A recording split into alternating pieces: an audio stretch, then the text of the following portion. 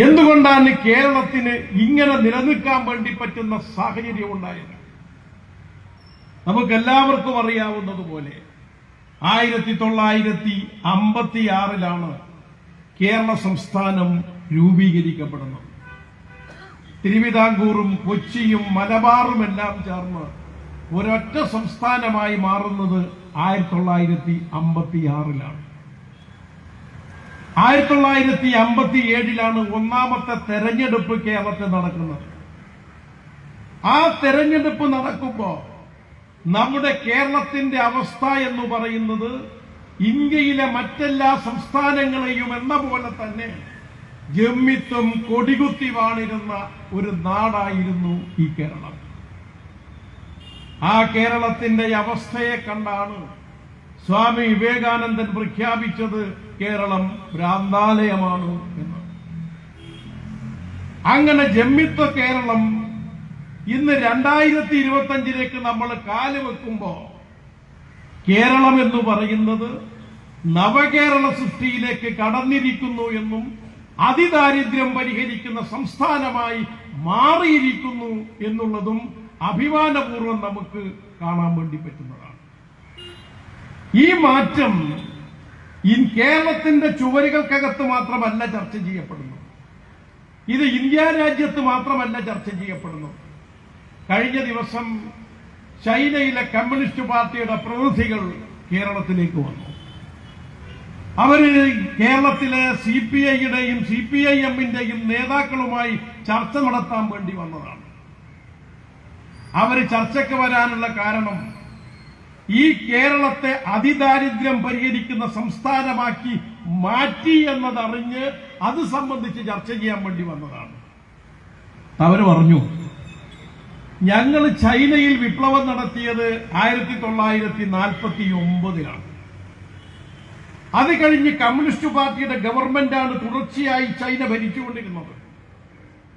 ഒരു തരത്തിലുള്ള അധികാരം മാറ്റവുമില്ലാതെ ഞങ്ങൾ തുടർച്ചയായി ആ നാട് ഭരിച്ചു, അതും സോഷ്യലിസ്റ്റ് വ്യവസ്ഥയ്ക്ക് കീഴിൽ. നിങ്ങൾ ഈ കേരളത്തിൽ കമ്മ്യൂണിസ്റ്റ് പാർട്ടി 1957 അധികാരത്തിലേക്ക് വരുന്നത്. അത് തന്നെ 57 തൊട്ട് 59 വരെ 2 വർഷം, 67 തൊട്ട് 69 വരെ ഈ രീതിയിൽ 2 വർഷം, 80 കഴിഞ്ഞ് 2 വർഷം, 87 കഴിഞ്ഞ് 4 വർഷം, പിന്നെ 5, 9 തുടർച്ചയായ ഒരു ഭരണം ഇവിടെ കേരളത്തിൽ ഇല്ല. ഒരു കേന്ദ്ര ഗവൺമെന്റിന്റെ കീഴിൽ നമ്മൾ പ്രവർത്തിക്കുന്നു. ഞങ്ങൾ 49 വിപ്ലവം നടത്തി സോഷ്യലിസ്റ്റ് വ്യവസ്ഥ കീഴിൽ തുടർച്ചയായി പ്രവർത്തിച്ചപ്പോഴും അതിദാരിദ്ര്യം പരിഹരിക്കാൻ ഞങ്ങൾക്ക് 5 വർഷം മുമ്പ് മാത്രമേ കഴിഞ്ഞിട്ടുള്ളൂ. എന്നാൽ ഈ കേരളത്തിൽ എങ്ങനെ അത് സാധ്യമായി എന്നത് ഞങ്ങൾക്കറിയേണ്ടതുണ്ട് എന്ന് മാത്രമല്ല, ആ അനുഭവം ഈ ലോകത്തുള്ള ആളുകൾക്ക് ഒരു മാതൃകയായി നമുക്ക് മുന്നോട്ട് വെക്കേണ്ടതുണ്ട് എന്നാണ് അവർ പറഞ്ഞത്. കാരണം ഒരു രാജ്യം എന്ന നിലയിൽ അതിദാരിദ്ര്യം പരിഹരിച്ച രാജ്യമാണ് ചൈന. ചൈനയാണ് അത്തരത്തിൽ പരിഹരിക്കപ്പെട്ടത്. എന്നാൽ ഒരു സംസ്ഥാനം എന്നുള്ള നിലയിൽ അത് പരിഹരിച്ച ഏക സംസ്ഥാനം ഈ കേരളമാണ്. അതും ഒരു സോഷ്യലിസ്റ്റ് വ്യവസ്ഥയ്ക്ക് കീഴിലല്ല, ഒരു മുതലാളിത്ത വ്യവസ്ഥയ്ക്ക് കീഴിനകത്ത് സാധ്യമായിരിക്കുന്നു. ഈ അനുഭവം ലോകം മുഴുവൻ മനസ്സിലാക്കേണ്ടതുണ്ട്, അവർ പഠിക്കേണ്ടതുണ്ട്, മനസ്സിലാക്കേണ്ടതുണ്ട്. ഞങ്ങൾക്കും അതിൽ നിന്ന് പഠിക്കാനുണ്ട്. രണ്ടാമത് അവർ പറഞ്ഞു, നിങ്ങളുടെ മറ്റൊരു പ്രധാനപ്പെട്ട നേട്ടം ഞങ്ങൾ അത്ഭുതപ്പെടുത്തുന്നു. മാതൃശിശുഭരണത്തിന്റെ കാര്യത്തിലും ശിശുഭരണത്തിന്റെ കാര്യത്തിലും പരിശോധിച്ചാൽ ലോകത്ത് എല്ലാ തരത്തിലുമുള്ള സമ്പത്ത് കൊള്ളയടിച്ച് ശാസ്ത്ര സാങ്കേതിക വിദ്യയെ വികസിപ്പിച്ചുകൊണ്ടിരിക്കുന്ന രാജ്യമാണ് അമേരിക്ക. പക്ഷേ ആ അമേരിക്കയും മറികടന്നുകൊണ്ട് നമ്മുടെ പൊതുജനാരോഗ്യ സംവിധാനം ഈ സംസ്ഥാനത്തിനകത്ത് വികസിച്ചിരിക്കുന്നു. ഞങ്ങൾക്കും ആ നിലയിലെത്താൻ പറ്റിയിട്ടില്ല. എങ്ങനെയാണ് ആരോഗ്യ മേഖലക്കകത്ത് കേരളം ഈ മാറ്റം ഉണ്ടാക്കിയെടുത്തത് എന്ന കാര്യം ഞങ്ങൾക്ക് മനസ്സിലാക്കേണ്ടതുണ്ട്, പഠിക്കേണ്ടതുണ്ട്. അതിനുവേണ്ടിയാണ് ഞങ്ങൾ വന്നത്. മൂന്നാമതായി ഒരു കാര്യം കൂടി അവർ പറഞ്ഞു. ഈ കേരളത്തിനകത്ത് സ്റ്റാർട്ടപ്പുകളുടെ കാര്യത്തിൽ, ശാസ്ത്ര സാങ്കേതിക വിദ്യകളെ ജനകീയമാക്കുന്ന കാര്യത്തിൽ ലോകത്തിന് തന്നെ മാതൃകയായി കേരളം മാറുകയാണ്. അതിൽ നിന്നും ഞങ്ങൾക്ക് പഠിക്കാനുണ്ട്. എങ്ങനെയാണ് കേരളം ഈ നേട്ടം സ്വായത്തമാക്കിയത് എന്നറിയണം എന്നാണ് ഞാൻ പറഞ്ഞു വന്നത്. കേരളത്തിലെ ഗവൺമെന്റ് എന്ന് പറയുന്നത് ഇന്ത്യക്ക് മാത്രമല്ല, ലോകത്തിന് തന്നെ മാതൃകയാക്കി മാറ്റുന്ന ഒരു ഗവൺമെന്റായി മാറിയിരിക്കുന്നു എന്നതാണ് വസ്തുത. ഈ മാതൃക ലോകത്തെ ജനകീയ രാഷ്ട്രീയം കൈകാര്യം ചെയ്യുന്നവർക്കെല്ലാം ഒരു വഴികാട്ടിയായി മാറിയ ഗവൺമെന്റാണ് ഈ ഗവൺമെന്റ് എന്ന് നമ്മൾ കണ്ടുപോകണം. ദേശീയ തലത്തിൽ പരിശോധിച്ചാൽ ഈ ഗവൺമെന്റിന്റെ നിലനിൽപ്പും ഇടതുപക്ഷ രാഷ്ട്രീയത്തിന്റെ നിലനിൽപ്പുമാണ് ഇന്ത്യ രാജ്യത്തിന്റെ മതനിരപേക്ഷതയും ജനകീയ രാഷ്ട്രീയത്തെയും സംരക്ഷിക്കുന്നത് എന്ന യാഥാർത്ഥ്യം നാം ഓർക്കേണ്ടതുണ്ട്. ഇപ്പോ RSSന്റെ 100ാമത്തെ വാർഷിക ദിനത്തിൽ ഈ രാജ്യത്തെ ഹിന്ദുത്വ രാഷ്ട്രീയം കൈകാര്യം ചെയ്യുന്ന രാജ്യമാക്കി മാറ്റണമെന്ന് അവർ നിശ്ചയിച്ചു. അതിനുവേണ്ടി കരുനീക്കി തെരഞ്ഞെടുപ്പ് കമ്മീഷനെയും എല്ലാ കമ്മീഷനെയും ഉപയോഗപ്പെടുത്തി അവരിടപെട്ടു. പക്ഷേ ഇന്ത്യ രാജ്യത്ത് തനിച്ച് ഭൂരിപക്ഷം നേടാൻ സംഘപരിവാറിന് BJPക്ക് സാധിച്ചില്ല. എന്തുകൊണ്ട് കഴിഞ്ഞില്ല? കഴിഞ്ഞ പാർലമെന്റ് തെരഞ്ഞെടുപ്പിൽ 5 സംസ്ഥാനങ്ങളിലാണ് BJPക്ക് വോട്ട് കുറഞ്ഞത്.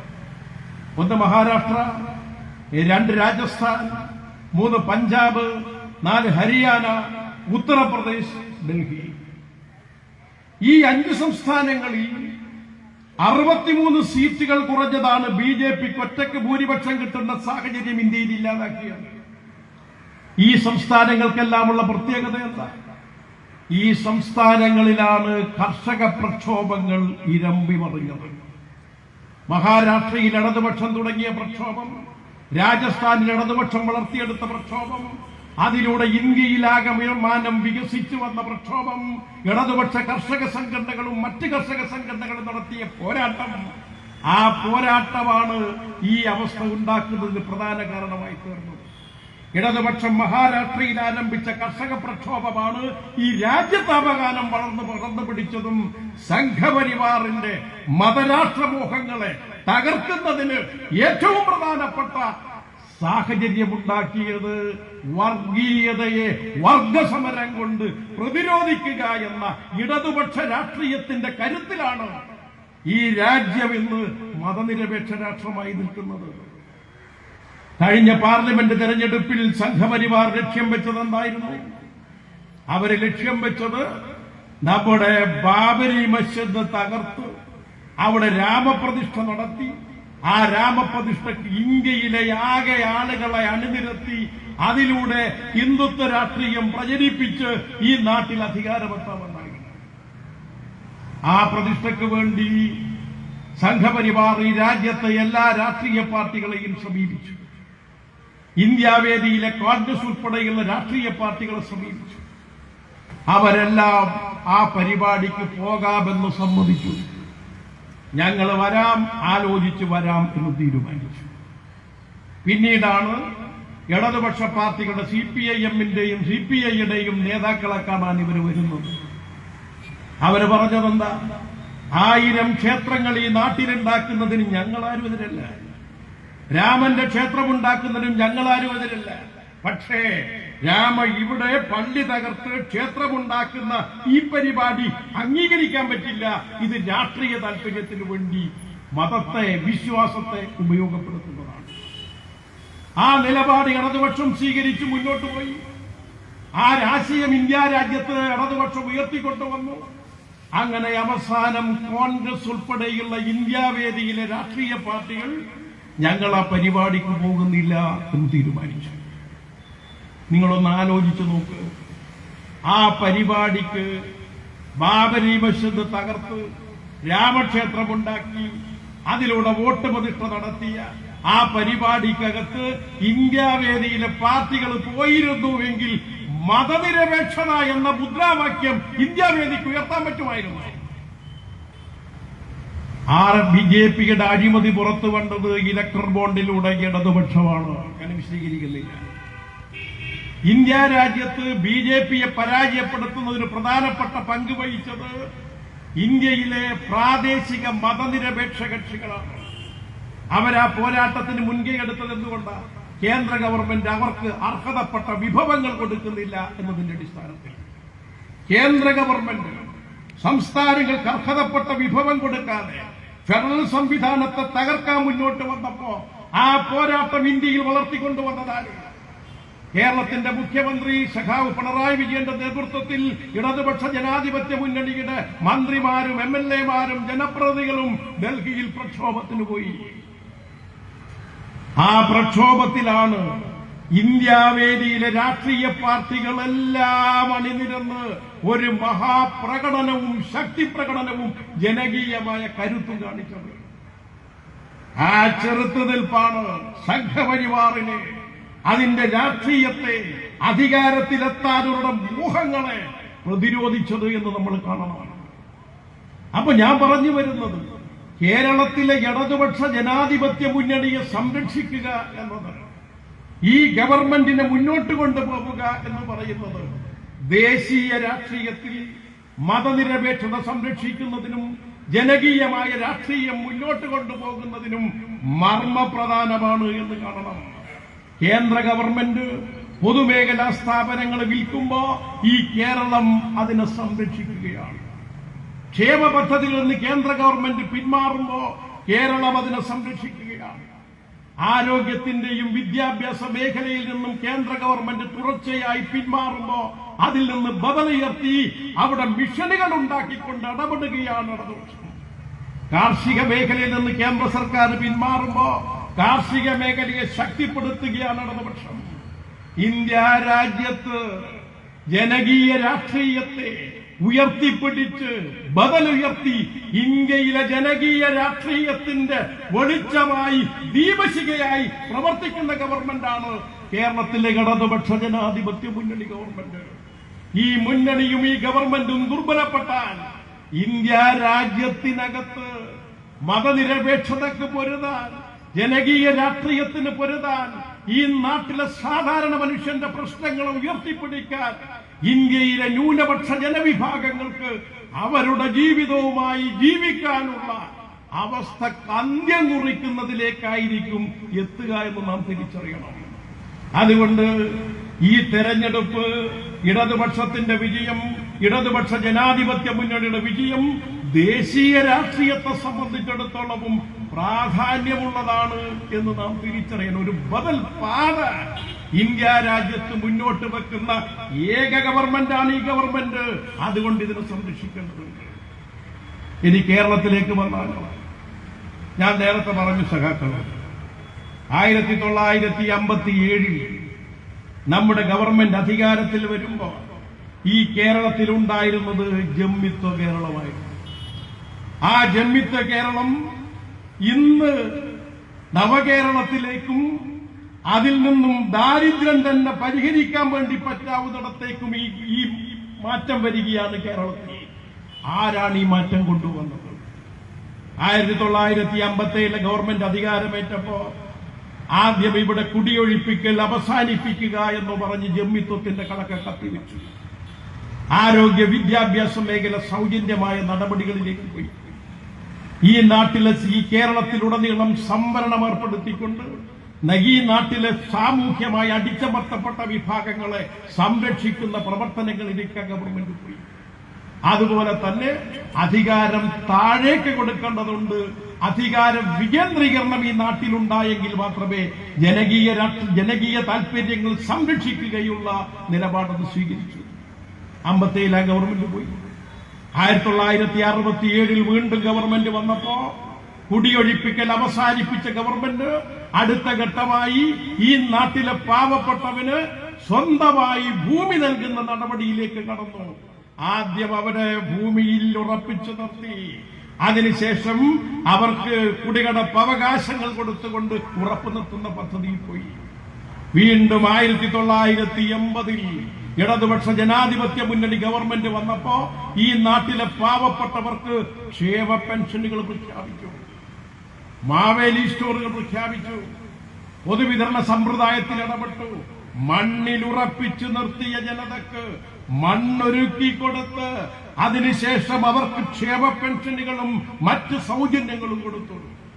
അടുത്ത ഘട്ടമോ പിന്നീട് വീണ്ടും ഗവൺമെന്റ് അധികാരത്തിൽ വന്നപ്പോ ആ ഗവൺമെന്റ് അക്ഷരം പഠിക്കാതെ കഴിയാതെ പോയ ജനതക്ക് അക്ഷരത്തിന്റെ വെളിച്ചമൊരുക്കുന്ന സമ്പൂർണ്ണ സാക്ഷരത നടപ്പിലാക്കി. പിന്നീട് ഗവൺമെന്റ് അധികാരത്തിൽ വന്നപ്പോ ആ ഗവൺമെന്റാണ് ജനകീയ ആസൂത്രണം കൊണ്ടുവന്നത്. ഇന്ന് നിങ്ങൾ കേരളത്തിലും എറണാകുളത്തും ഈ നാടിന്റെ എല്ലാ ഭാഗവും സഞ്ചരിക്കും. ഈ നാട്ടിലെ ഗ്രാമീണ മേഖലയിൽ, ഈ നാട്ടിലെ മറ്റ് പ്രദേശങ്ങൾക്കകത്ത് വികസനത്തിന്റെ വെളിച്ചമുണ്ടാക്കുന്നതിൽ നിർണായകമായ പങ്ക് വഹിച്ചതാണ് ജനകീയാസൂത്രണം എന്ന് കാണാൻ വേണ്ടി പറ്റും. അത് കൊണ്ടുവന്നതാര്? അതും ഇടതുപക്ഷം. അത് കഴിഞ്ഞ് വീണ്ടും ഒരു ഇടതുപക്ഷ ഗവൺമെന്റ് അധികാരത്തിൽ വന്നപ്പോഴാണ് നെൽവയൽ സംരക്ഷണം ഉൾപ്പെടെ അത്തരത്തിൽ ക്ഷേമ പെൻഷനുകളെ ശക്തിപ്പെടുത്തിക്കൊണ്ടുള്ള സഖാവ് VS-ന്റെ മന്ത്രിസഭ അധികാരത്തിലേക്ക് വരുന്നത്. അത് കഴിഞ്ഞ് സഖാവ് പിണറായി വിജയന്റെ നേതൃത്വത്തിൽ ഇടതുപക്ഷ ഗവൺമെന്റ് കഴിഞ്ഞ 9 വർഷത്തിലേറെയായി കേരളം ഭരിക്കുന്നു. ഈ രാഷ്ട്രീയ നയത്തിനെ പിന്തുണന്നുള്ള നയമല്ലേ ഗവൺമെന്റ് സ്വീകരിച്ചത്? ഗവൺമെന്റ് മിഷനുകൾ നടപ്പിലാക്കി. മിഷനുകൾ ആരെ ലക്ഷ്യം വെച്ചിട്ടാണ്? ഈ നാട്ടിലെ പൊതുവിദ്യാഭ്യാസത്തെ സംരക്ഷിക്കാനാണ് മിഷനുകൾ കൊണ്ടുവന്നത്. പൊതുവിദ്യാഭ്യാസം സംരക്ഷിക്കുക എന്ന് പറഞ്ഞാൽ ആരെ സംരക്ഷിക്കുക എന്നർത്ഥം? ഈ നാട്ടിലെ പാവപ്പെട്ട വിദ്യാർത്ഥികൾക്ക് പഠിക്കാനുള്ള അവകാശങ്ങൾ ഒരുക്കി എന്നതാണ് അർത്ഥം. അത് പാവപ്പെട്ട വിദ്യാർത്ഥികൾക്കും ഇടത്തരക്കാരും നിങ്ങളും ഞാനും പഠിച്ച സ്കൂളുകൾ ഇന്ന് എത്രയോ മാറിപ്പോയി. അടുത്ത മിഷൻ ആർദ്രം പദ്ധതിയാണ്. നമ്മുടെ നാട്ടിലെ സാധാരണ മനുഷ്യർക്ക് ഏറ്റവും പ്രയാസമുണ്ടാകുന്നത് അവർക്ക് ചികിത്സ ലഭ്യമാകുന്നില്ല എന്ന പ്രശ്നമാണ്. അതുകൊണ്ട് എല്ലാ ചികിത്സയും എല്ലായിടത്തും നാട്ടും പുറത്തും കൊണ്ടുവരാൻ വേണ്ടി പറ്റുന്ന വിധം നമ്മുടെ പൊതു ആരോഗ്യ മേഖലയെ അടിതൊട്ട് മുടിയോളം ശക്തിപ്പെടുത്തുന്ന ആർദ്രം പദ്ധതി കൊണ്ടുവന്നു. പാവപ്പെട്ടവരുടെ സാധാരണക്കാരന്റെ ആരോഗ്യ സംരക്ഷണത്തിന്. മൂന്നാമത് ലൈഫ് പദ്ധതി കൊണ്ടുവന്നു. 5.5 ലക്ഷത്തോളം ആളുകൾക്ക് വീട് കൊടുത്തു. ഒരു വീട്ടിൽ 4 പേരെന്ന് കണക്കാക്കിയാൽ 25 ലക്ഷം ആളുകൾക്ക് കിടന്നുറങ്ങാനുള്ള മണ്ണൊരുക്കിയിട്ടുള്ളതാണ് ഇവിടമെന്ന് നാം ഓർക്കണം. 5 ലക്ഷത്തിലേറെ പേർക്ക് പട്ടയം. 4 പേരെ കണക്കാക്കിയാൽ അവിടെയും കിട്ടി 25 ലക്ഷത്തിലേറെ ആളുകൾ. ഈ നാട്ടിലെ സാധാരണ മനുഷ്യനെ സംരക്ഷിക്കുക എന്ന ഇടതുപക്ഷ ജനാധിപത്യ മുന്നണിയുടെ നയമാണ് ജമ്മിത്ത കേരളത്തിൽ നിന്ന് നവകേരളത്തിലേക്കും അതിദാരിദ്ര്യ പരിഹരണത്തിലേക്കും പോയത്. നിങ്ങൾ നോക്ക്, ഈ പ്രവർത്തനങ്ങളെല്ലാം ഇടതുപക്ഷം നടപ്പിലാക്കുമ്പോ അതിനെയെല്ലാം തകർക്കുക എന്നല്ലാതെ വലതുപക്ഷം എന്താ ചെയ്തത്? 1957 ഭൂപരിഷ്കരണം, വിദ്യാഭ്യാസ പരിഷ്കരണ നടപടികൾക്കെതിരായി കോൺഗ്രസ് രംഗത്ത് വരുന്നു. 67 അതേ നിലപാട് അവർ സ്വീകരിക്കുന്നു. 80 ക്ഷേമ പെൻഷനുകൾ പ്രഖ്യാപിച്ചപ്പോ ആദ്യം എതിർത്തത് ലീഗിലെ CD ഹാജിയ, പിന്നെ തുടർന്ന് കരുണാകരനും അവര് പറഞ്ഞതെന്താ? അവര് പറഞ്ഞത് ഈ ക്ഷേമ പെൻഷനുകൾ വിതരണം ചെയ്ത് കഴിഞ്ഞാൽ ഇവിടെ റോഡും തോടും പാലവും ജീവനക്കാർക്ക് ശമ്പളവും മറ്റു കാര്യങ്ങൾ ഒടുന്നു കൊടുക്കും എന്നതാണ്. ആ 80 അതേ ശബ്ദം ഇതാ ഇപ്പോഴും നമ്മൾ കേൾക്കുന്നു. കർഷക തൊഴിലാളികളുടെ പെൻഷൻ, ഈ നാട്ടിലെ മത്സ്യത്തൊഴിലാളികളുടെ പെൻഷൻ, ഈ നാട്ടിലെ പാവപ്പെട്ടവർക്ക് ആനുകൂല്യങ്ങൾ പ്രഖ്യാപിച്ചപ്പോ പ്രതിപക്ഷം എടുത്ത നിലപാടെന്താ? പ്രതിപക്ഷ നേതാവ് VD സതീശൻ പറഞ്ഞു, രമേശ് ചെന്നിത്തല പറഞ്ഞു, UDF-ന്റെ നേതാക്കൾ പറഞ്ഞു, ഈ ഇത്തരം പണം കൊടുക്കാൻ ഖജനാവിൽ എവിടുന്നാണ് പണം എന്നാണ് ചോദിച്ചത്. ഈ ആനുകൂല്യം കൊടുക്കാൻ ഖജനാവിൽ പണമുണ്ടാവില്ല എന്നും അത് നടപ്പിലാക്കാൻ പറ്റാത്തതാണെന്നും അവർ പറഞ്ഞു. 1980 കർഷക തൊഴിലാളികൾക്ക്, ഈ നാട്ടിലെ തൊഴിലാളികൾക്ക് പെൻഷൻ പ്രഖ്യാപിച്ചപ്പോ അന്നുയർന്ന ശബ്ദം സീതി ഹാജി തുടങ്ങി കരുണാകരനിലേക്ക് എത്തിയപ്പോ അന്ന് ചോദിച്ച ചോദ്യം, ഈ ക്ഷേമ പെൻഷനുകൾ കൊടുക്കുക എന്ന് പറയുന്നത് ഈ നാട്ടിന് സാധ്യമല്ലെന്നും അങ്ങനെ വന്നാൽ ഈ നാട്ടിൽ വികസനം സാധ്യമല്ല എന്നാണ്. അതിനെ മറികടന്ന് അന്ന് ഇടതുപക്ഷമെടുത്ത നിലപാട് സഖാക്കളുടെ മനസ്സിലുണ്ടാകും. സഖാവ് EMS ചോദിച്ചു, നമ്മൾ എന്തിനാണ് സർക്കാർ ജീവനക്കാർക്ക് പെൻഷൻ കൊടുക്കുന്നത്? 60 വയസ്സുവരെ ഈ നാട് അവരുടെ കാലം വരെ ഈ നാടിനെ പോറ്റി വളർത്തിയപ്പോ അവർക്ക് അവസാന കാലത്ത് ഒരാശ്വാസമെന്ന നിലയിലല്ലേ പെൻഷനുകൾ? ഈ നാട്ടിലെ തൊഴിലാളികൾ, ആ തൊഴിലാളികൾ അവരുടെ ജീവിതത്തിന്റെ അവസാനം വരെ അധ്വാനിച്ച് കാർഷികോൽപാദനം നടത്തി, വ്യാവസായിക ഉൽപാദനം നടത്തി, മറ്റ് മേഖലയിൽ ഇടപെട്ട് അവരുടെ അധ്വാനത്തിന് മുകളിലാണ് ഈ കേരളം മുന്നോട്ട് പോകുന്നത്. അതുകൊണ്ട് അവരും ഈ നാടിന്റെ മക്കളാണ്, അവർക്കും പെൻഷൻ അവകാശമുണ്ട്. ആ ന്യായമാ നമുക്ക് ഇപ്പോഴും ഇവരോട് ഓർമ്മപ്പെടുത്താനുള്ളത്. ഈ നാട്ടിലെ കർഷക തൊഴിലാളികളും മത്സ്യത്തൊഴിലാളികളും ഈ നാട്ടിലെ പാവപ്പെട്ടവരുമെല്ലാം ഈ നാടിന്റെ മക്കളാണ്. ഈ മണ്ണിൽ ജീവിക്കാനുള്ള അവകാശം അവർക്കുണ്ട്. ആ 80 ആ നിലപാടെടുത്ത് 87 കഴിഞ്ഞ് 87 ഗവൺമെന്റ് നിങ്ങൾ ഓർക്കുന്നുണ്ടാവും. ആ ഗവൺമെന്റാണ് എന്തുകൊണ്ടുവന്നത്? അധികാര വികേന്ദ്രീകരണത്തിന് ജില്ലാ കൌൺസിലുകളെ കൊണ്ടുവന്നത്. എന്തിനാണ് ജില്ലാ കൌൺസിലുകളെ കൊണ്ടുവന്നത്? 1957 തന്നെ ഇടതുപക്ഷമെടുത്തൊരു നയമുണ്ട്.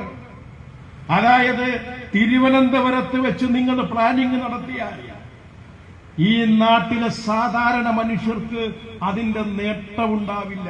കാരണം ഇവിടെ ഈ ഉദ്യോഗസ്ഥ സംവിധാനം ഇവിടെ ഏർപ്പെടുത്തിയത് ബ്രിട്ടീഷുകാരാണ്. അവർ സാധാരണ മനുഷ്യനെ സംരക്ഷിക്കാനുള്ള കൊളോണിയൽ ചൂഷണത്തിന് വേണ്ടിയാണ് സമ്പ്രദായം കൊണ്ടുവന്നത്. അതുകൊണ്ട് ആ ഭരണ സംവിധാനം മാറ്റി അധികാരം താഴേക്ക് കൊടുത്താലേ ആ നാട്ടിലെ ജനതക്ക് അനുസൃതമായ രീതിയിൽ നമ്മുടെ വികസന പദ്ധതികൾ മാറുകയുള്ളൂ. അങ്ങനെയാണ് 1987 ഗവൺമെന്റ് ജില്ലാ കൌൺസിലുകൾ പ്രഖ്യാപിച്ചു, നടപ്പിലാക്കി. ജില്ലാ കൌൺസിലിന്റെ പ്രത്യേകത എന്താ? ഇപ്പോഴത്തെ ജില്ലാ പഞ്ചായത്തും ജില്ലാ കൌൺസിലും തമ്മിലുള്ള വ്യത്യാസം എന്താ? ഇപ്പോഴത്തെ ജില്ലാ പഞ്ചായത്തിൽ കോർപ്പറേഷനുകളും മുനിസിപ്പാലിറ്റികളൊന്നും അതിന്റെ ഭാഗമല്ല. എന്നാൽ പഴയ ജില്ലാ കൌൺസിൽ അതിന്റെ ഭാഗമായിരുന്നു. കലക്ടർ അതിന്റെ സെക്രട്ടറിയുമായിരുന്നു. ആ ജില്ലാ കൌൺസിൽ ഇടതുപക്ഷം കൊണ്ടുവന്ന് ഇന്ത്യയിലെ ഏറ്റവും മാതൃകാപരമായ അധികാര വികേന്ദ്രീകരണം. എന്നാൽ ആ ഗവൺമെന്റ് പോയി UDF വന്നപ്പോ ജില്ലാ കൌൺസിലുകളെ പിരിച്ചുവിട്ടു, അധികാര വികേന്ദ്രീകരണത്തെ തകർത്തു.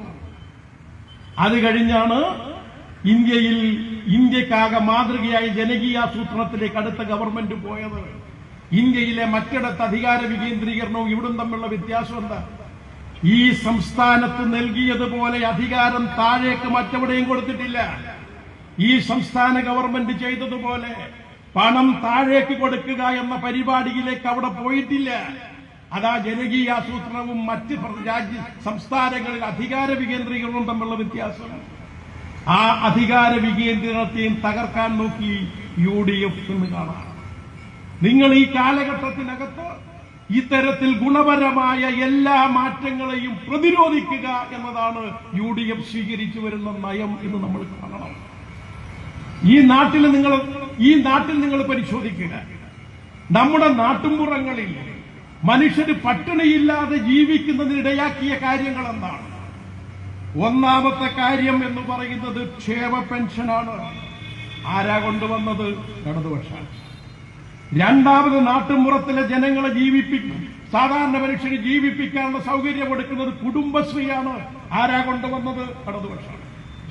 മൂന്നാമതായി നമ്മളെ സംരക്ഷിച്ചു നിർത്തുന്നത് നമ്മുടെ നാട്ടിലെ തൊഴിലുറപ്പ് പദ്ധതി. ആ തൊഴിലുറപ്പ് പദ്ധതി ആരാ കൊണ്ടുവന്നത്?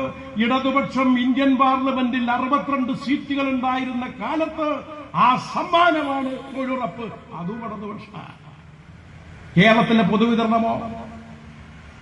കേരളത്തിലെ പൊതുവിതരണം കേരളത്തിന്റെ ആവശ്യങ്ങൾക്ക് വേണ്ടി പാർലമെന്റിൽ പൊരുതുന്ന MP-മാർ, ഇടതുപക്ഷ MP-മാരുള്ള ഒരു കാലം ഉണ്ടായിരുന്നു.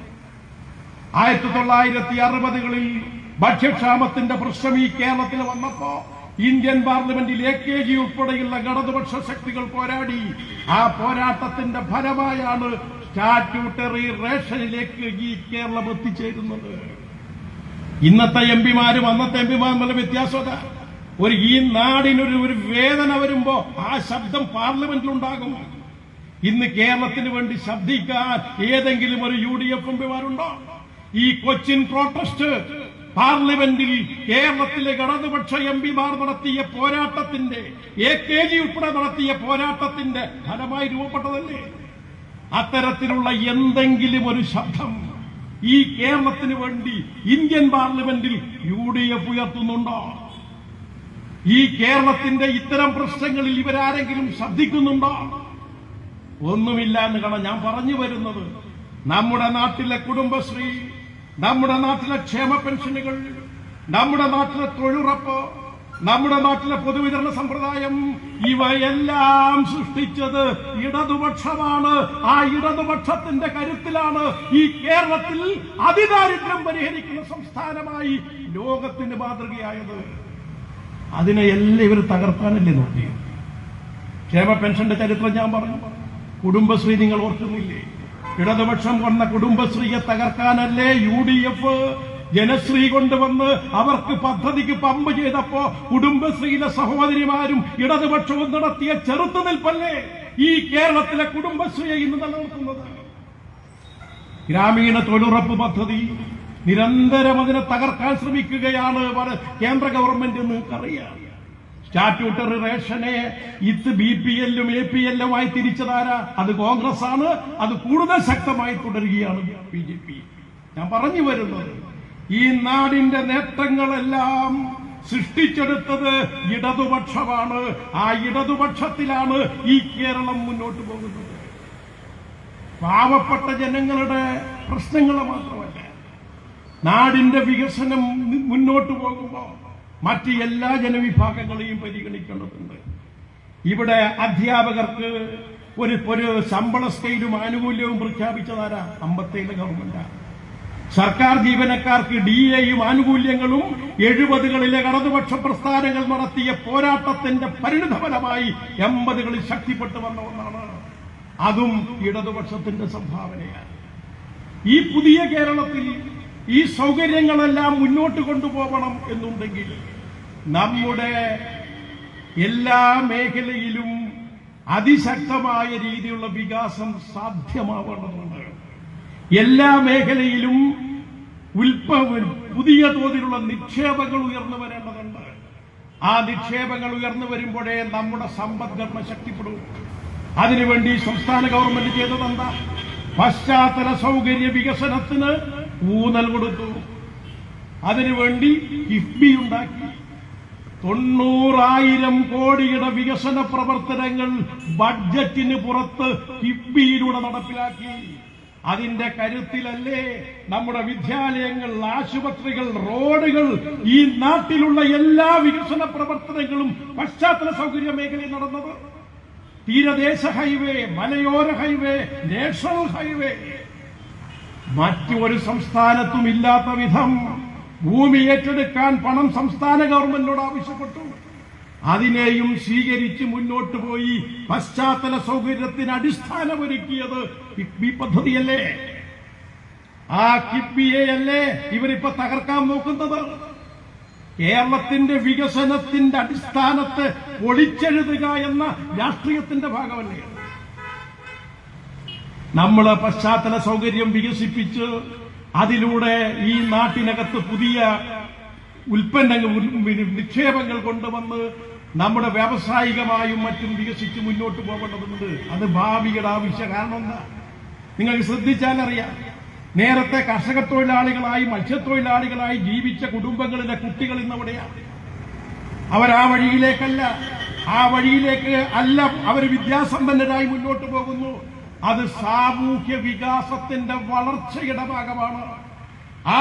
ആ പുതിയ തലമുറക്ക് അവരുടെ വിദ്യാഭ്യാസത്തിനനുസരിച്ച് തൊഴിൽ കൊടുക്കണമെങ്കിൽ പശ്ചാത്തല സൗകര്യം വികസിക്കണം, പുതിയ നിക്ഷേപങ്ങൾ മുന്നോട്ട് വരണം, അതിനുവേണ്ട ഇടപെടലുകൾ നടക്കണം. അതിനുവേണ്ടി ആ പശ്ചാത്തല സൗകര്യത്തിൽ 90,000 കോടി രൂപയുടെ കിഫ്ബിയുടെ പദ്ധതി, രണ്ടാമത്, നമ്മുടെ നാട്ടിലെ ജനജീവിതം ഇനിയും മുന്നോട്ട് കൊണ്ടുപോകണമെങ്കിൽ നമ്മുടെ നാടിന്റെ ഉത്പാദനം വർദ്ധിപ്പിക്കണം. 1000 ആളുള്ളൊരു സമൂഹത്തിൽ 1000 പേരാണ് ജീവിക്കുക, 1000 രൂപയുടെ ഉത്പാദനമാണ് നടക്കുന്നത് എന്ന് കൂട്ടുക. നമ്മൾ എത്ര സോഷ്യലിസം നടപ്പിലാക്കിയാലും ഒരാൾക്ക് 1 രൂപയെ കിട്ടും. ആ 1000നെ 5000 മാറ്റുമ്പോഴേ ആളുകൾക്ക് 1 രൂപയിൽ നിന്ന് 5 രൂപയിലെത്തിക്കാൻ പറ്റും. അതിനെന്ത് വേണം? നമ്മുടെ നാട്ടിലെ ഉത്പാദനവും ഉത്പാദനക്ഷമതയും എല്ലാം വർദ്ധിച്ച് മുന്നോട്ട് കൊണ്ടുപോകണം. അങ്ങനെ മുന്നോട്ട് കൊണ്ടുപോകണമെങ്കിലോ നമുക്ക് പുതിയ ശാസ്ത്ര സാങ്കേതിക വിദ്യയിൽ അറിവുകൾ ഉണ്ടാവണം. അങ്ങനെയാണ് വൈജ്ഞാനിക സമൂഹ സൃഷ്ടി. പുതിയ അറിവുകളെ എത്തിക്കാൻ വേണ്ടി സർവകലാശാലകളെ മെച്ചപ്പെടുത്തി മുന്നോട്ട് കൊണ്ടുപോകാൻ തീരുമാനിച്ചു. ഇന്ന് ഇന്ത്യയിലെ 10 സർവകലാശാല എടുത്താൽ അതിൽ ഏറ്റവും മികച്ച 3 കേരളത്തിലാണ്. ഇന്ത്യയിലെ 100 കോളേജുകൾ എടുത്താൽ അതിൽ 25 കേരളത്തിലാണ്. ഇത് ഞങ്ങളുടെ കണക്കല്ല, നമ്മുടെ കണക്കല്ല, കേന്ദ്ര ഗവൺമെന്റ് കണക്കാണ്. അങ്ങനെ വൈജ്ഞാനിക മേഖലയിൽ പുതിയ വിജ്ഞാനങ്ങൾ ഉണ്ടാക്കി അത് ഉത്പാദന രംഗത്ത് കൊണ്ടുവന്ന് വികസിപ്പിക്കാൻ നമ്മൾ ശ്രമിക്കുന്നു. അങ്ങനെ ശ്രമിക്കുമ്പോഴാണ് സർവകലാശാല ഗവർണർമാരെ ഉപയോഗിച്ച് തകർക്കുക എന്ന പരിപാടിയിലേക്ക് ഇവര് പോകുന്നത്. പുതിയ തലമുറയുടെ വിദ്യാഭ്യാസത്തിനനുസരിച്ച് തൊഴിലില്ല എന്നൊരു പ്രശ്നമാണ്. PSC മുഖാന്തരം 3.5 ലക്ഷത്തോളം ആളുകൾക്ക് നമ്മൾ തൊഴിൽ കൊടുത്തു. ഇന്ത്യയിലെ മൊത്തം PSC നിയമനം പരിശോധിച്ചാൽ അതിൽ 80% ഈ കേരളത്തിലാണെന്ന് കാണാം. അവർക്ക് പുതിയ തൊഴിലവസരം സൃഷ്ടിക്കാനുള്ള പദ്ധതിയും പരിപാടികളുമായും ഈ സംസ്ഥാന ഗവൺമെന്റ് മുന്നോട്ട് പോകണം. മത്സ്യത്തൊഴിലാളികൾക്ക് എന്തെല്ലാം ആനുകൂല്യങ്ങൾ, എന്റെ വിശദാംശങ്ങളിലേക്കൊന്നും കടക്കുന്നില്ല, ഇതെല്ലാം അനുഭവമുള്ള സഖാക്കൾ എന്റെ മുമ്പിലിരിക്കുന്നുണ്ടാവും. അത്തരത്തിൽ ഈ കേരളത്തിൽ എല്ലാ മേഖലക്കകത്തും മുന്നോട്ട് പോയിക്കൊണ്ടിരിക്കുന്ന ഈ സംസ്ഥാന സർക്കാരിനെ ഇനി നേട്ടങ്ങൾ പറഞ്ഞൊന്നും തകർക്കാനാവില്ല എന്നവർക്കറിയാവുന്നതുകൊണ്ട് അവരിപ്പോ ശ്രമിക്കുന്നതല്ല, മതത്വം പറഞ്ഞ്, മതപരമായ കാര്യം പറഞ്ഞ് അതിലൂടെ വർഗീയ ധ്രുവീകരണം ഉണ്ടാക്കി ഈ ഗവൺമെന്റ് തകർക്കാൻ ശ്രമിക്കുക. അതിനിപ്പോ അവരുപയോഗിക്കുന്നത് ഇപ്പൊ ശബരിമലയുമായി ബന്ധപ്പെട്ടുകൊണ്ടാണ്. ശബരിമലയിൽ ആരാണ് എന്താണ് ചെയ്തത്? ശബരിമലയിലെ ഏതെങ്കിലും വിശ്വാസത്തെ, ഏതെങ്കിലും രീതികളെ തകർക്കാനുള്ള എന്തെങ്കിലും നിയമമോ നിയമനിർമ്മാണമോ ഇടതുപക്ഷം നടത്തിയോ? എന്താ ഉണ്ടായത്? ശബരിമലയിലെ സ്ത്രീ പ്രവേശനം വേണമെന്ന് പറഞ്ഞുകൊണ്ട് സുപ്രീം കോടതിയിൽ കേസ് ആര് കൊടുത്തു? ഒരു RSSകാരി കൊടുത്തു. സുപ്രീം കോടതി വിധി വന്നു, യുവതികൾക്ക് പ്രവേശനം കൊടുക്കണം. ആ വിധി നടപ്പിലാക്കാൻ സംസ്ഥാന ഗവൺമെന്റ് ബാധ്യതയാണ്. അത് നടത്താനുള്ള പരിപാടികളിലേക്ക് നീങ്ങി. അത് കഴിഞ്ഞപ്പോൾ അതേ സുപ്രീം കോടതി പറഞ്ഞു, ആ വിധി ഞങ്ങൾ ഒന്നുകൂടി പരിശോധിച്ച ശേഷം പറയാൻ, തൽക്കാലം അത് നടപ്പിലാക്കേണ്ട, നമ്മൾ നടപ്പിലാക്കിയില്ല. ഏതെങ്കിലും ഒരു പുതിയ നിയമം ശബരിമലയും തകർക്കാൻ വേണ്ടി, അതിന്റെ വിശ്വാസങ്ങളെ തകർക്കാൻ വേണ്ടി ഇടതുപക്ഷം കൊണ്ടുവന്നില്ല. സുപ്രീം കോടതി വിധി നടപ്പിലാക്കാതെ ഗവൺമെന്റ് പോകാൻ പറ്റുമോ? അത് മാത്രമാ ഗവൺമെന്റ് ചെയ്തത്. എന്നാൽ ഈ ശബരിമലയെ തകർക്കാൻ ശ്രമിക്കുന്നതാരാണ്? ഇപ്പോഴേ ദേവസ്വം ബോർഡ് അയ്യപ്പ സംഗമം സംഘടിപ്പിച്ചു. എന്താ അയ്യപ്പ സംഗമത്തിന്റെ ലക്ഷ്യം? ശബരിമലയിലെ ഏതെങ്കിലും വിശ്വാസത്തെയും ആചാരത്തിലും എന്തെങ്കിലും മാറ്റം വരുത്താനാണോ അയ്യപ്പ സംഗമമല്ല. അയ്യപ്പ സംഗമത്തിന് പ്രധാനപ്പെട്ട ലക്ഷ്യം അവിടെ വരുന്ന ഭക്തജനങ്ങൾക്ക് കൂടുതൽ സൗകര്യം എങ്ങനെയുണ്ടാക്കാം. 2, അതിനെ ഒരു അന്താരാഷ്ട്ര തീർത്ഥാടന കേന്ദ്രമാക്കി വികസിപ്പിക്കുക. അന്താരാഷ്ട്ര തീർത്ഥാടന കേന്ദ്രമാക്കി ശബരിമലയെ വികസിപ്പിക്കാൻ കാരണം എന്താ? ആ ശബരിമലക്കുള്ള പ്രത്യേകത, ഈ ലോകത്തെ ഏത് മതവിശ്വാസിക്കും ശബരിമലയിൽ പോവാം. ഹിന്ദു മതവിശ്വാസിയായിക്കൊള്ളട്ടെ, ഇസ്ലാം മതവിശ്വാസിയായിക്കൊള്ളട്ടെ, ക്രൈസ്തവ വിശ്വാസിയായിക്കൊള്ളട്ടെ, ഇനി ഈ വിശ്വാസങ്ങളൊന്നും ഇല്ലാത്ത ആളുകളുമായിക്കൊള്ളട്ടെ, അവിടുത്തെ ആചാരങ്ങൾ സമ്പ്രദായങ്ങൾ അനുസരിച്ച് ചിട്ടക്കനുസരിച്ച് പോയാൽ ആർക്കും ശബരിമലയ്ക്ക് പോവാം. കേരളത്തിൽ അന്താരാഷ്ട്ര തീർത്ഥാടന കേന്ദ്രമാക്കി വളർത്തിയെടുക്കാനുള്ള ഏറ്റവും ശേഷിയുള്ള ഒരു മേഖലയാണ്, ഒരു ക്ഷേത്രമാണ്. ആ കാഴ്ചപ്പാടോടുകൂടി അന്താരാഷ്ട്ര തലത്തിൽ അതിനെ വികസിപ്പിക്കാൻ നോക്കി, തകർക്കാനല്ല, വികസിപ്പിക്കാൻ. അതിന്റെ കീർത്തി ഈ ലോകം മുഴുവൻ എത്തിക്കാൻ വേണ്ടിയാണ് ഇടതുപക്ഷം ശ്രമിച്ചത്. തിരുവിതാംകൂർ ദേവസ്വം ബോർഡിന് കീഴിൽ ആ ശബരിമല, തിരുവിതാംകൂർ ദേവസ്വം ബോർഡിനകത്തെ എല്ലാ ക്ഷേത്രങ്ങളും നിത്യദാന ചിലവുകൾ നടത്താൻ വരുവാനുള്ളവരാണോ? ജീവനക്കാർക്ക് ശമ്പളം കൊടുക്കാൻ ശേഷിയുള്ളവരാണോ? അവിടെ സൗകര്യങ്ങൾ വർദ്ധിപ്പിക്കാൻ കരുത്തുള്ളവരാണോ? അല്ല. ദേവസ്വം ബോർഡിന്റെ സഹായത്തിലാണ് അത് നിലനിൽക്കുന്നത്. ശബരിമല മുന്നോട്ട് വരുമ്പോ തിരുവിതാംകൂർ ദേവസ്വം ബോർഡും മുന്നോട്ട് വരും. തിരുവിതാംകൂർ ദേവസ്വം ബോർഡ് മുന്നോട്ട് വരുമ്പോ കേരളത്തിലെ ഈ തിരുവിതാംകൂർ ദേവസ്വം ബോർഡിന് കീഴിലുള്ള എല്ലാ ക്ഷേത്രങ്ങൾക്കും അതിന്റെ നേട്ടവും ഉണ്ടാവും. ഒരു കാലത്തെ പ്രചരണം എന്താ? ഈ ദേവസ്വം ബോർഡിന്റെ പണമെടുത്താണ് സർക്കാർ പ്രവർത്തിക്കുന്നത്. പൊളിഞ്ഞു വീണില്ലേ? പത്മനാഭസ്വാമി ക്ഷേത്രത്തിന് 1.5 കോടിയാണ് ഓരോ വർഷവും ഈ ഗവൺമെന്റ് കൊടുക്കുന്നത്. ശബരിമല വികസനത്തിന് വേണ്ടി ഈ കഴിഞ്ഞ ബഡ്ജറ്റ് 55 കോടി രൂപയാണ് അതിനുവേണ്ടി നീക്കിവെച്ചത്. ശബരിമലയെ തകർക്കാനല്ല, സംരക്ഷിക്കാനും മുന്നോട്ടു പോകാനുമാണ് ഇടതുപക്ഷം ശ്രമിച്ചതെന്ന തകർക്കാൻ ശ്രമിക്കുന്നതാണ്. ഈ അയ്യപ്പ സംഗമം നടക്കുന്നതിന് തൊട്ടപ്പുറം സംഘപരിവാറുകാരനോട് സംഗമം സംഘടിപ്പിച്ചു. അതിന് കുറെ സന്യാസിമാർ പ്രസംഗിച്ചു. പണ്ട് സന്യാസിമാർക്കും പുരോഹിതന്മാർക്കും എല്ലാമുള്ള പ്രത്യേകത അവരെ മനുഷ്യ സ്നേഹം പഠിപ്പിക്കുകയാണ്, പരസ്പരം യോജിപ്പിന്റെ രാഷ്ട്രീയം പഠിപ്പിക്കുകയാണ്, നമ്മളെല്ലാം സ്നേഹത്തോടുകൂടി ജീവിക്കണമെന്നാണ് പഠിപ്പിക്കുക. ഇപ്പോ ഒരു വിഭാഗം ഈ വർഗീയ രാഷ്ട്രീയം കടന്നു കയറിയപ്പോൾ, സംഘപരിവാറുകാർ മുന്നോട്ട് വന്നപ്പോ, ജമാഅത്തെ ഇസ്ലാമിയും അതുപോലുള്ള സംഘങ്ങളും വന്നപ്പോ, കാസ്ക പോലുള്ള സംഘം വന്നപ്പോൾ ആ സ്നേഹത്തിന്റെ മുഖം വർഗീയ മുഖങ്ങളിലേക്ക് മാറിക്കൊണ്ടിരിക്കുന്നു. മതത്തിന്റെ സ്നേഹത്തെ ഇവർ പരസ്പരം ഏറ്റുമുട്ടിക്കലിന്റെ വഴിയിലേക്ക് കൊണ്ടുപോവാണോ? അങ്ങനെ ഈ അയ്യപ്പ സംഗമത്തിനപ്പുറം ബിജെപിക്കാരനൊരു സംഘമാണ്. എന്താണ് അവിടുത്തെ സ്വാമിമാരുടെ പ്രസംഗം? അയ്യപ്പ വിശ്വാസത്തിന്റെ അടിസ്ഥാനം എന്താ? അടിസ്ഥാനത്തിൽപ്പെട്ട ഒന്നാണ് വാവരും അയ്യപ്പനും തമ്മിലുള്ള ബന്ധം. അയ്യപ്പന്റെ രക്ഷാകർത്താവായി പ്രവർത്തിച്ചയാളാണ് വാവർ. അതുകൊണ്ടാണ് എരുമേലിയിൽ വാവരെ കണ്ട് അയ്യപ്പനെ കാണാൻ വേണ്ടി പോകും. അത് വിശ്വാസത്തിന്റെ ഭാഗമാണ്, അങ്ങനെയാണ് നാം കരുതുന്നത്. എന്നാൽ ഈ അയ്യപ്പ സംഗമത്തിൽ സ്വാമിമാർ പറഞ്ഞത് എന്താ? ഈ വാവരും അയ്യപ്പനും തമ്മിലുള്ള ബന്ധം ശരിയായിട്ടുള്ളതല്ല, അത് മാറ്റണം. ആരാ വിശ്വാസത്തെ തകർക്കാൻ പോയത്? ആരാണ് വിശ്വാസത്തിനെ തകർക്കാൻ വേണ്ടി മുൻകൈ എടുക്കുന്നത്? അത് നമ്മുടെ ഓണത്തിനെ പോലും ഇവർ വിട്ടോ. ഓണം എന്ന് പറയുന്നത് നമ്മളെല്ലാവരും ആചരിക്കുന്നതാണ്. ലോകത്തെ മലയാളിയെ ഒറ്റക്കെട്ടായി നിർത്തുന്ന ഒരാഘോഷ പരിപാടിയാണ് ഓണം. ഓണത്തിനുള്ള പ്രത്യേകത എന്താ? നിങ്ങൾക്ക് ഏത് ആഘോഷത്തെയും അതിന്റെ ഉള്ളിൽ കയറ്റാം. അതാണ് അതിന്റെ ഗുണം. ആ ബഹുസ്വരമായ രീതികളെ സ്വീകരിക്കുന്നു ഓണം. കാരണം എന്താ? മാവേലി ഇവിടെ ഭരിച്ചിരുന്നു എന്നും ഇവിടെ ഈ നാട്ടിലെ ജനതയാകമാനം സ്നേഹത്തോടും സന്തോഷത്തോടും കൂടി ജീവിച്ചിരുന്ന ഒരു കാലത്തിന്റെ ഓർമ്മയാണ്. എല്ലാ മതങ്ങളും മനുഷ്യരെല്ലാം നന്നായി ജീവിക്കണമെന്ന് ആഗ്രഹിക്കുന്നവരാണ്. അതുകൊണ്ട് തന്നെ ആ ഒരു ലോകത്തെക്കുറിച്ചുള്ള സങ്കല്പം എല്ലാവർക്കും പങ്കുവെക്കാൻ വേണ്ടി പറ്റുന്നതാണ്. എന്നാൽ ഇപ്പോൾ RSSും കമ്പനിക്കാരും എന്താ പറയുന്നത്? നമ്മൾ ഈ ഓണാഘോഷത്തിനെ മാറ്റണമത്രേ, പകരം നമ്മൾ വാമന ജയന്തി ആഘോഷിക്കണം എന്നാണ് അവർ പറയുന്നത്.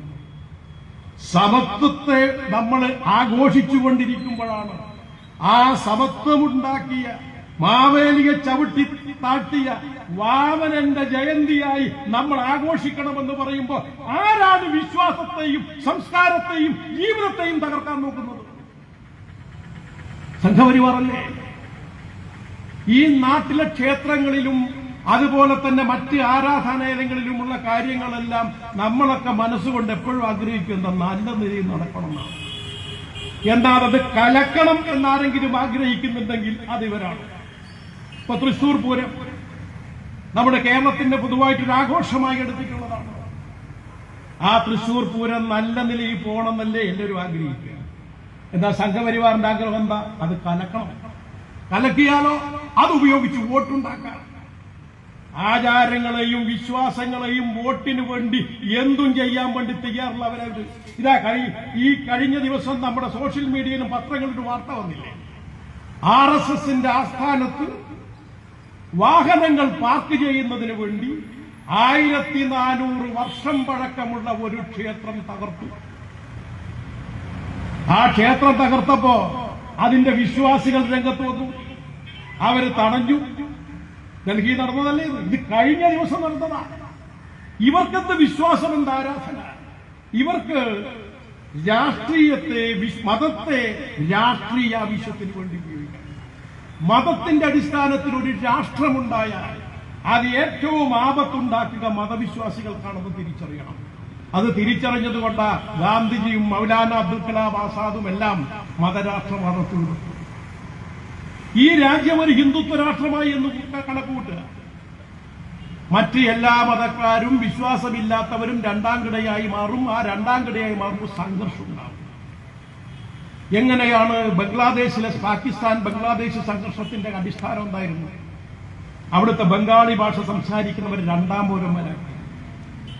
ശ്രീലങ്കയിലെ സംഘർഷത്തിന്റെ അടിസ്ഥാനം എന്തായിരുന്നു? തമിഴ് ഭാഷയെയും സംസ്കാരത്തെയും രണ്ടാം കിടയായി പ്രഖ്യാപിച്ചു. ആ നാട് സംഘർഷത്തിലേക്ക് പോയി. എത്ര ചോരപ്പടയൊടുങ്ങിയതിന്റെ. അതുപോലെ ഇവിടെ ഒരു ഹിന്ദുത്വ രാഷ്ട്രമുണ്ടായി. ന്യൂനപക്ഷങ്ങളെയും മതനിരപേക്ഷവാദികളെയും രണ്ടാം കിട പൗരന്മാരാകുമ്പോൾ നാട് സംഘർഷത്തിൽ പോകും. ഒരു ഇസ്ലാമിക രാഷ്ട്രമായി എന്ന് കൂട്ടുക ഇന്ത്യ. ഹിന്ദുവിനും അതുപോലെ ക്രിസ്തു മതവിശ്വാസിക്കും പാക്ഷിക്കും എല്ലാം രണ്ടാം കിടയാകുമ്പോ സംഘർഷമാകും. നിങ്ങൾ നോക്ക്, ഈ നാടൊരു മതനിരപേക്ഷ രാഷ്ട്രമായി നിൽക്കുന്നു എന്ന് കൂട്ടുക. ഹിന്ദു മതവിശ്വാസിക്ക് അവരുടെ വിശ്വാസവുമായി ജീവിക്കാം, ഇസ്ലാം മതവിശ്വാസിക്ക് അവരുടെ വിശ്വാസവുമായി ജീവിക്കാം, ക്രിസ്തു മതവിശ്വാസിക്ക് അവരുടെ വിശ്വാസവുമായി ജീവിക്കാം. ഒരു വിശ്വാസമില്ലാത്ത ആളുകൾക്ക് അങ്ങനെയും ജീവിക്കാം. അതുകൊണ്ട് മതവിശ്വാസികളെ സംബന്ധിച്ചിടത്തോളം മതരാഷ്ട്രമല്ല, മതനിരപേക്ഷ രാഷ്ട്രമാണ് അവരാഗ്രഹിക്കുക. ചരിത്രം പരിശോധിച്ചാൽ മതവിശ്വാസികൾ മതനിരപേക്ഷ രാഷ്ട്രത്തിനും വേണ്ടിയാണ് നിലകൊണ്ടത് എന്നും മതത്തെ രാഷ്ട്രീയ ആവശ്യത്തിന് വേണ്ടി മാറ്റുന്നവരാണ് വർഗീയ അജണ്ടയുമായി പോയത് എന്ന് കാണാം. ഉദാഹരണം, ഗാന്ധിജി ഒന്നാന്തരം ഹിന്ദു മതവിശ്വാസിയാണ്. ഭഗവത്ഗീതയ്ക്ക് അനാസക്തി യോഗമെന്ന വ്യാഖ്യാനം എഴുതിയ ആളാണ്. ഇന്ത്യ പാക് വിഭജനത്തിനെതിരെ ശക്തമായ നിലപാട് സ്വീകരിച്ചു. പ്രാർത്ഥനായോഗങ്ങളിൽ എല്ലാവരെയും പങ്കെടുപ്പിച്ചു, എല്ലാ മതവിശ്വാസികളെയും പങ്കെടുപ്പിച്ചു. എന്നാൽ സംഘപരിവാറിന്റെ രാഷ്ട്രീയ നയം രൂപീകരിച്ച് അടിത്തറയിട്ട സവർക്കർ ഗാന്ധി വധക്കേസിലെ പ്രതി 1923 ഹിന്ദുത്വ എന്ന് പറയുന്ന പുസ്തകം എഴുതിയപ്പോ അതിൽ അദ്ദേഹം പറഞ്ഞ കാര്യം എന്തെന്നറിയോ? ഹിന്ദു വേറെ, ഹിന്ദുത്വം വേറെ. ഹിന്ദുവും ഹിന്ദുത്വവും രണ്ടാണ് എന്നവർ പ്രഖ്യാപിച്ചു. ഹിന്ദുത്വ എന്ന് പറഞ്ഞാൽ ഹിമാലയത്തിന് തൊട്ട് ഇന്ത്യൻ മഹാസമുദ്രം വരെയുള്ള പ്രദേശങ്ങൾ തങ്ങളുടെ പുണ്യഭൂമിയായി കണക്കാക്കുന്നവരാണ് ഹിന്ദുത്വത്തിന്റെ ഭാഗമായി വരിക. അപ്പൊ ആര് പുറത്തു പോകും? മെക്ക ആരാധനാ കേന്ദ്രമാക്കുന്ന മുസ്ലിം പോയി, ജെറുസലേം ആരാധനാ കേന്ദ്രമാക്കുന്ന ക്രിസ്ത്യാനികളും പോയി, ജർമ്മനിയുടെ ആശയങ്ങളെ പിന്തുടരുന്ന മാർക്സിന്റെ ആശയം പിന്തുടരുന്ന കമ്മ്യൂണിസ്റ്റുകാരും പോയി. അങ്ങനെയാണ് സംഘപരിവാറിന്റെ ശത്രുപട്ടികയിൽ ഒന്നാമത് മുസ്ലിങ്ങൾ, രണ്ടാമത് ക്രിസ്ത്യാനികൾ, മൂന്നാമത് കമ്മ്യൂണിസ്റ്റുകാർ വന്നത്. സവർക്കർ മതവിശ്വാസിയായിരുന്നില്ല. മതവിശ്വാസി അല്ലാതിരുന്ന സവർക്കറാണ് ഹിന്ദുത്വ രാഷ്ട്രീയം മുന്നോട്ട് വെച്ചത്. പാകിസ്ഥാൻ വാദമുയർത്തിയ ജിന്ന അദ്ദേഹവും ഇസ്ലാം മതവിശ്വാസിയായിരുന്നില്ല. അന്ന് ഇന്ത്യൻ രാഷ്ട്രീയത്തിൽ ഖുർആന് വ്യാഖ്യാനം എഴുതിയ മൗലാന അബ്ദുൽ കലാം ആസാദ് ഇന്ത്യ വിഭജനത്തെ ശക്തമായി എതിർത്തുകൊണ്ട് നിലപാട് സ്വീകരിച്ചു. അദ്ദേഹം ഇന്ത്യ ഒന്നായി കാണണം എന്നാഗ്രഹിച്ചു. എന്നാൽ ഈ മതവിശ്വാസി അല്ലാതിരുന്ന ജിന്ന ഇന്ത്യ വിഭജിക്കാൻ വേണ്ടി നേതൃത്വം കൊടുത്തു. വർഗീയത മതത്തെ രാഷ്ട്രീയ ആവശ്യത്തിന് വേണ്ടി ഉപയോഗിക്കുന്ന ഒന്നാണ് എന്ന് നാം തിരിച്ചറിയേണ്ടതുണ്ട്. സ്വാതന്ത്ര്യ പ്രസ്ഥാനം കൊടുമ്പിരി കൊണ്ടപ്പോ ആ സ്വാതന്ത്ര്യ പ്രസ്ഥാനത്തിലെ ജനങ്ങളെ തമ്മിൽ വിഭജിക്കാൻ വേണ്ടിയാണ് ബ്രിട്ടീഷുകാർ വർഗീയത കൊണ്ടുവന്നത്. ഇന്ന് ഇന്ത്യ രാജ്യത്ത് കോർപ്പറേറ്റുകൾ അജണ്ടകൾ നടപ്പിലാക്കുമ്പോ അതിനെതിരായി ഇന്ത്യയിലെ ജനങ്ങൾ ഇരമ്പി മറിയുമ്പോ ഇന്ത്യൻ ജനതയെ തമ്മിലടിപ്പാക്കാൻ വേണ്ടിയാണ് ഹിന്ദുത്വ രാഷ്ട്രീയം കോർപ്പറേറ്റുകൾ മുന്നോട്ട് വെക്കുന്നത് എന്ന് നാം തിരിച്ചറിയണം. ആരാണ് മോഡിയെ നേതാവാക്കി കൊണ്ടുവന്നത്? ഗുജറാത്തിലെ വംശഹത്യയുടെ ഭാഗമായി ഈ ലോകം തന്നെ വെറുക്കപ്പെട്ട മോഡി, ലോകത്തെ എല്ലാ രാഷ്ട്രങ്ങളും NOC നിരോധിച്ച മോഡി, ഇദ്ദേഹം രാജധർമ്മം നിർവഹിച്ചില്ലെന്ന് വാജ്പേയിക്ക് പറയേണ്ടി വന്ന മോഡി. ആ മോഡി എങ്ങനെയാ വികസന നായകനായത്? ഗുജറാത്തിൽ ലോകത്തിലെ കുത്തക മുതലാളിത്ത ശക്തികളെല്ലാം ചേർന്ന് വൈബ്രന്റ് ഗുജറാത്ത് എന്ന് പറയുന്ന ഒരു നിക്ഷേപ പദ്ധതി സംഘടിപ്പിച്ച് അവരുടെ മാധ്യമങ്ങളെല്ലാം ഉപയോഗിച്ച് ഇദ്ദേഹം ഒരു വികസന നായകനാണെന്ന് പ്രഖ്യാപിച്ചു. ആ കാരണം എന്താ?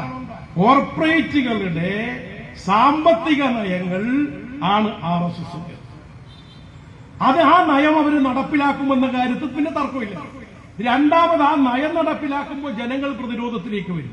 ജനങ്ങൾ പ്രതിരോധത്തിന് വരുമ്പോഴോ ആ പ്രതിരോധത്തിനെ തകർക്കാൻ വേണ്ടിയിട്ടാണ് ജനങ്ങളെ തമ്മിലടിപ്പിക്കുക എന്ന് പറയുന്നതിന് ഏറ്റവും നല്ലത് ഇന്ത്യയിൽ ഹിന്ദുത്വമാണ്. അതുകൊണ്ടാണ് മോഡിയെ നേതാവാക്കി കൊണ്ടുവന്നത് എന്ന കാര്യവും നാം തിരിച്ചറിയപ്പെടേണ്ടതായിട്ടുണ്ട്. നമ്മൾ ഒരിക്കലും വിശ്വാസത്തിനും കാഴ്ചപ്പാടുകൾക്കും എതിരല്ല. ശബരിമലയിലെ പരാതികൾ ഉയർന്നു വന്നപ്പോ അത് അന്വേഷണത്തിന്റെ വഴിയിലേക്ക് ഗവൺമെന്റ് പോയപ്പോ അത് CBIക്ക് വിടണമെന്ന് പറഞ്ഞുകൊണ്ട് നിയമസഭ സ്തംഭിച്ചവരാണിവർ. അവരാണിപ്പോ ശബരിമല അന്വേഷണത്തെ കുറിച്ച് പറയുന്നത്. നമുക്ക് ഇടതുപക്ഷത്തിനെ സംബന്ധിച്ചിടത്തോളം ഏത് കാര്യവും ഫലപ്രദമായി അന്വേഷിച്ചു ഒരു പൊന്നുമോനും തെറ്റ് ചെയ്തിട്ടുണ്ടെങ്കിൽ അവരാരും രക്ഷപ്പെടാത്ത അന്വേഷണം മുന്നോട്ട് കൊണ്ടുപോകും.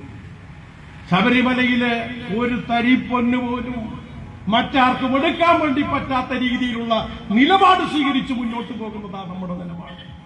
കാരണം വിശ്വാസത്തെ ഉപയോഗപ്പെടുത്തി വോട്ട് പിടിക്കേണ്ട വർഗീയതയുടെയും വലതുപക്ഷത്തിന്റെയും രാഷ്ട്രീയമല്ല നമ്മുടെ രാഷ്ട്രീയം.